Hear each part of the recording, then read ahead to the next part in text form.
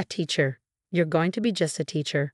My mother-in-law's voice cut through the Thanksgiving dinner like a knife. I sat there, clutching my acceptance letter to the master's program in special education, watching as Patricia Morton's face contorted with disgust. My name is Emma Sullivan, and at 26, I thought sharing my career news at Thanksgiving dinner would bring joy to my new family. Instead, I sat there, feeling my world shrink under my mother-in-law's cruel scrutiny. "Mom," my husband David warned, placing his hand over mine. But Patricia wasn't finished. "I always knew you weren't ambitious enough for my David," she continued, waving her wine glass dramatically. "A teacher, babysitting other people's children all day, that's hardly a real career." I felt my cheeks burn. 6 months of marriage, and Patricia had made it her mission to undermine every decision I made. But this was different. This was my calling, my passion, something I'd worked towards since watching my younger brother thrive in his special education program years ago. Special education is much more than babysitting. I started, trying to keep my voice steady. These children need.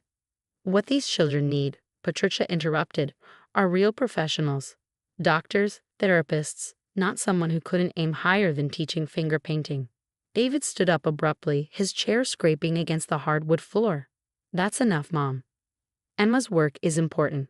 "Important?" Patricia laughed, the sound sharp and cruel. "What's important is that my son married beneath him.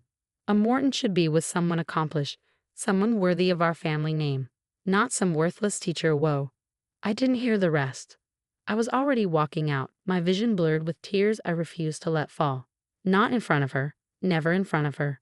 David found me in our car, staring at the steering wheel. "Baby, I'm so sorry," he whispered, sliding into the passenger seat. She's old-fashioned. She doesn't understand." "She doesn't want to understand," I corrected him, finally letting the tears fall. "To her, I'll never be good enough." That night marked the last holiday we spent at Patricia's house. David supported my decision to distance ourselves, though I knew it hurt him. We built our life together, and I threw myself into my studies, graduating with honors and landing a position at Riverside Elementary's special education department. Years passed, and I found my purpose in my classroom. Every child who learned to read, every small victory, every breakthrough moment, they all proved Patricia wrong. I wasn't just teaching, I was changing lives, one student at a time. Then came the day that changed everything. I was reviewing IEPs in my classroom when there was a knock at my door. Looking up, I saw Patricia standing there, but not the Patricia I remembered.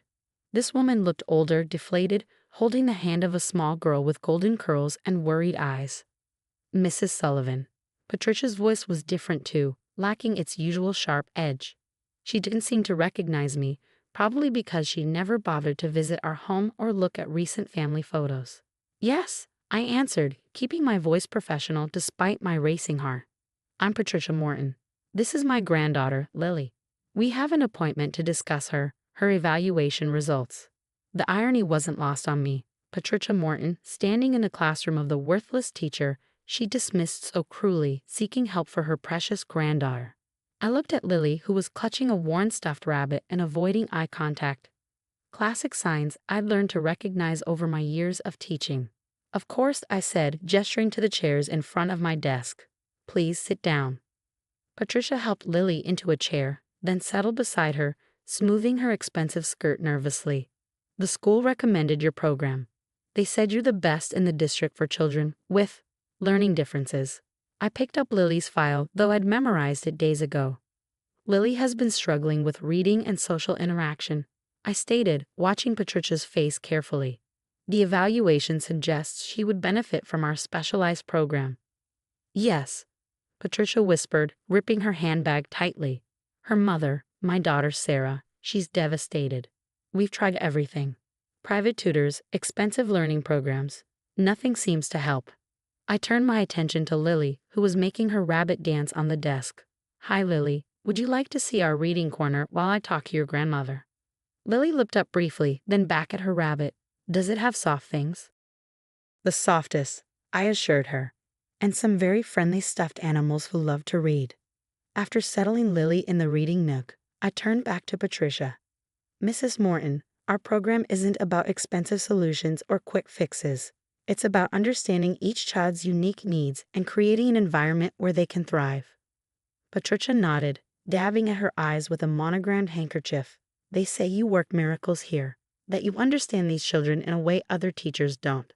The compliment she'd never meant to give me almost made me smile.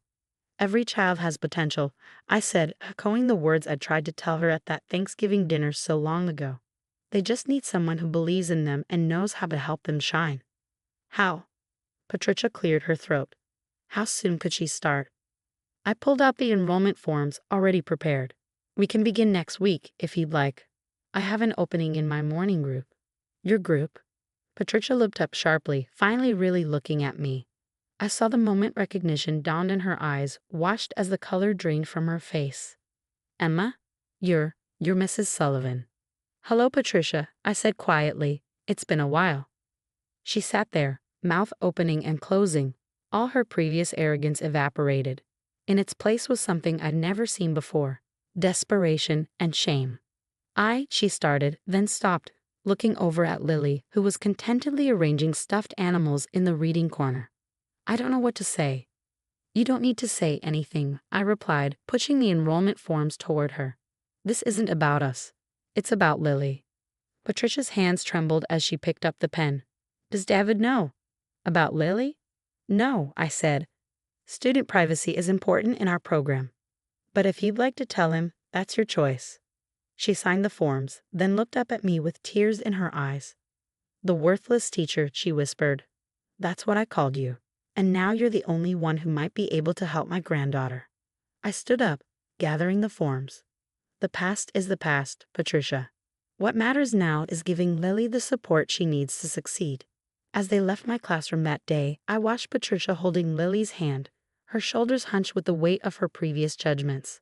The worthless teacher she dismissed so easily was now her granddaughter's greatest hope. And this was just the beginning. The first day Lily arrived in my classroom, Patricia hovered by the door, her designer handbag clutched tightly against her chest.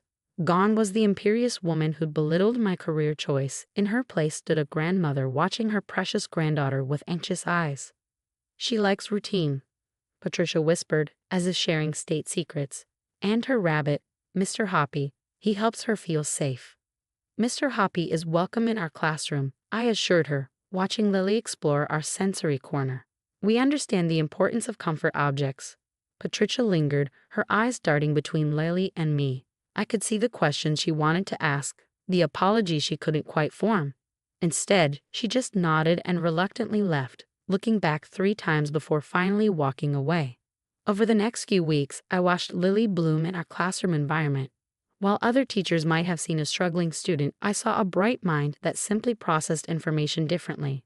She had an extraordinary memory for patterns and could recite entire conversations from days ago, even if reading simple words was still a challenge. One morning, during our shared reading time, I noticed Lily particularly engaged with a story about a family of rabbits. Her eyes lit up as she pointed to different words, trying to sound them out. It was the most interaction she'd shown with text since joining our class. That afternoon, I created a personalized reading program for her, incorporating her love of rabbits into phonics lessons. It was exactly the kind of worthless work Patricia had once mocked, tailoring education to meet a child's specific needs and interests.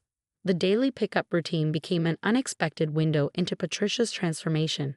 Each afternoon, she'd arrive early, watching through the classroom window as Lily participated in our end-of-day activities.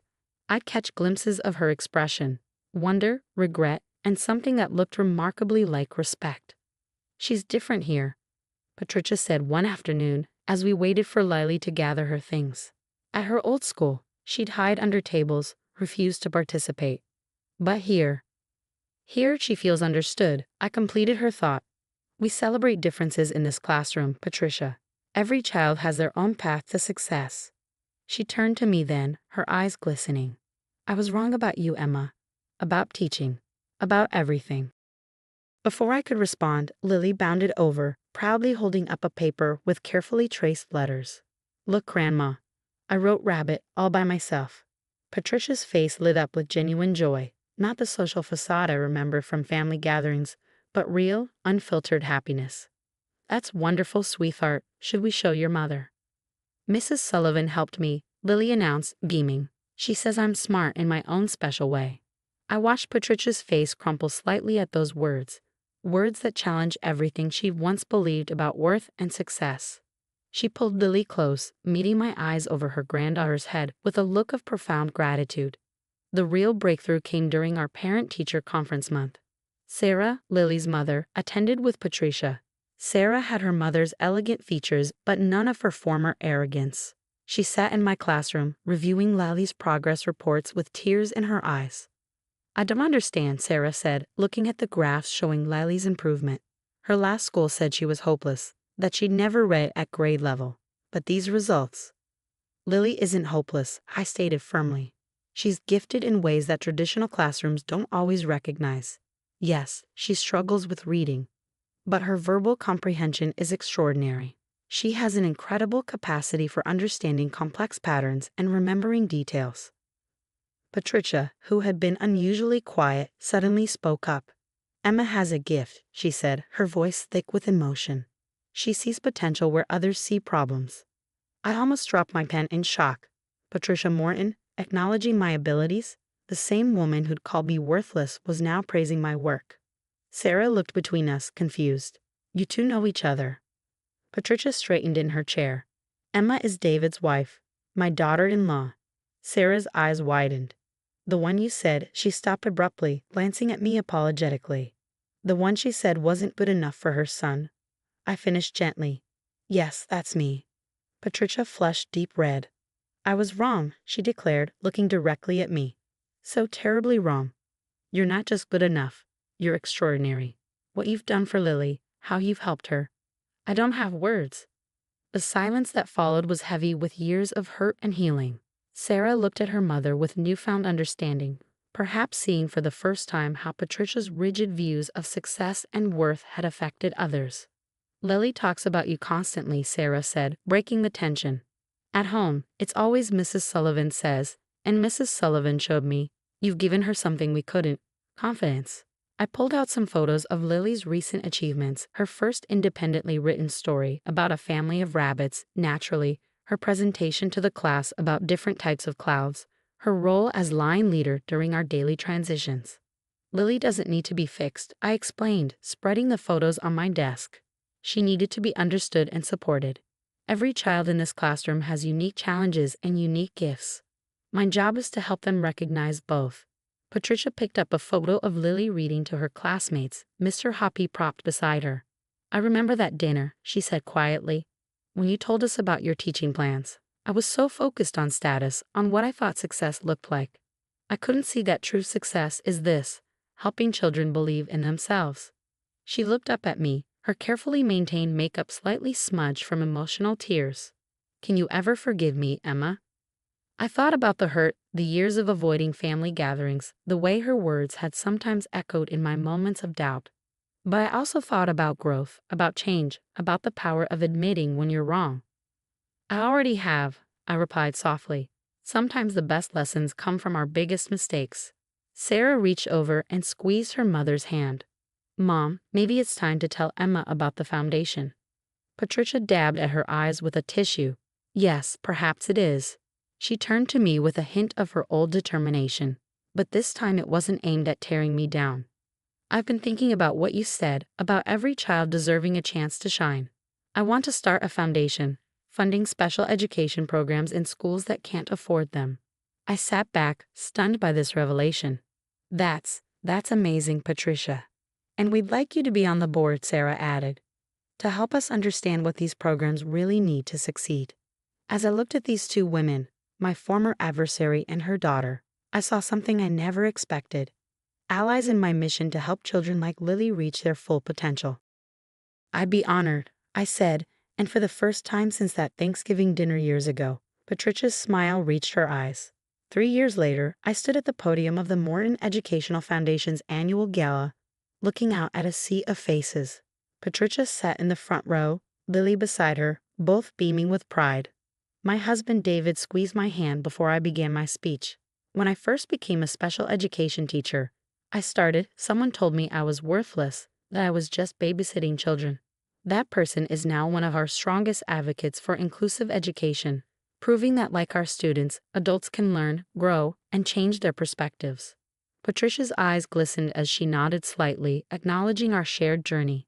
In the past 3 years, the foundation had funded special education programs in 12 schools, trained over 100 teachers, and changed countless lives. Lily, now 10, had blossomed beyond anyone's expectations.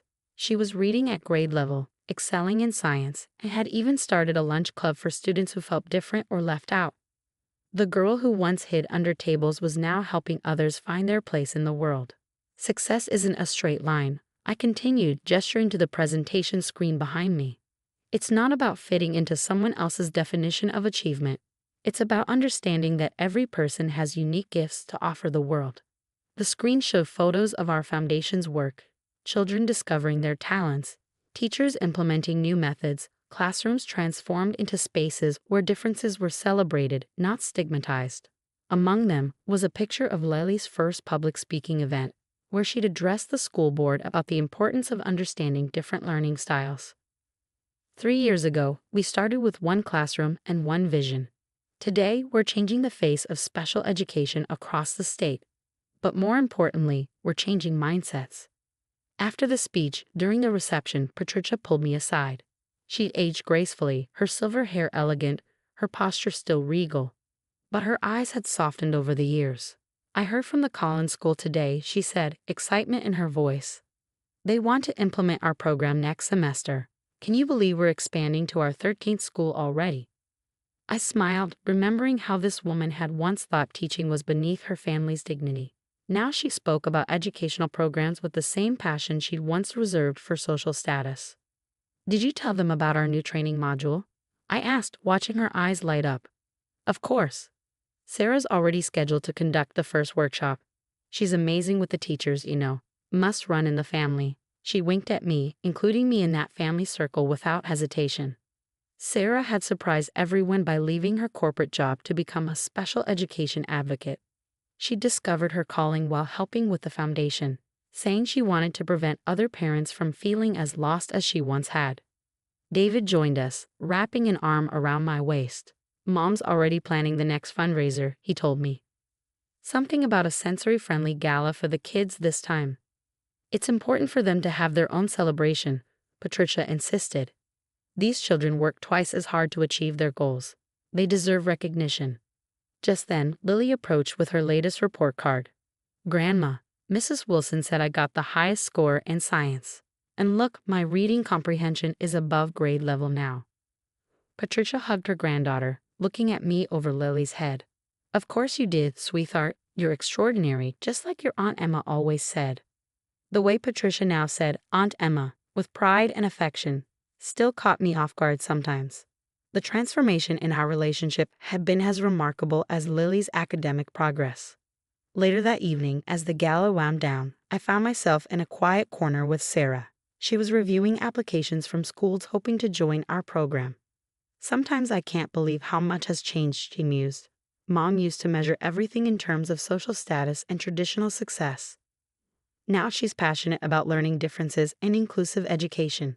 You did that, Emma. You changed her whole worldview. I shook my head. Lily did that. She showed Patricia that success comes in many forms. But you showed her how to see it, Sarah insisted. That Thanksgiving dinner, Mom told me what she said to you. She carries that shame still, you know. Uses it to fuel her dedication to the foundation.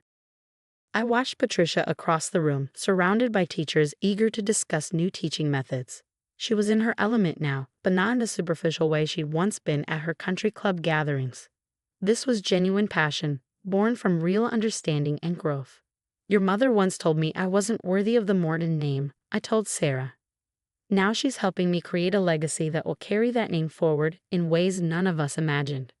The foundation's impact had extended far beyond our initial hopes. We'd started support groups for parents, mentoring programs for teachers, and even a summer camp where children with different learning styles could explore their interests without pressure. Lily had been instrumental in designing the camp programs, insisting that every activity be accessible to all participants. Everyone deserves to feel special, she declared during the planning meeting, sounding so much like a teacher she'd announced she wanted to become. David found me as the last guests were leaving. "Ready to go home, Mrs. Sullivan Morton?" he asked, using the name I finally felt worthy of claiming. "Almost," I said, watching Patricia say goodbye to the board members. "I just need a moment." I approached my mother-in-law, who turned to me with warm eyes. "Emma, dear, the speech was perfect. You always know exactly what to say." "I learned from the best," I replied. "You taught me that it's never too late to change your story." Patricia took my hands in hers. "Do you know what the ladies of the country club say now? They say, Patricia Morton. Oh, her daughter-in-law is that brilliant educator revolutionizing special education. They've forgotten all about our social status because they're too busy asking how to get their grandchildren into our programs." We both laughed, remembering how important those opinions had once been to her. "I was so wrong about you," she said, not for the first time, but with renewed conviction. "You weren't just becoming a teacher. You were becoming a force for change." As we walked out together, Lily skipping ahead with David, I thought about that Thanksgiving dinner years ago. The tears I'd shed, the pain of rejection, the determination to prove my worth. It had all led to this moment. Patricia must have been thinking the same thing. "You know," she said softly, "sometimes the most worthless things turn out to be priceless. You taught me that, Emma. You taught me so much." Looking at my family, David, Lily, Sarah, and yes, Patricia, I realized that success really does come in many forms. Sometimes it looks like a child reading their first word. Sometimes it looks like a reformed mother-in-law championing the very cause she once dismissed. And sometimes it looks like forgiveness, growth, and a family redefined by love and understanding. "We all did," I replied, squeezing her hand. "We all did."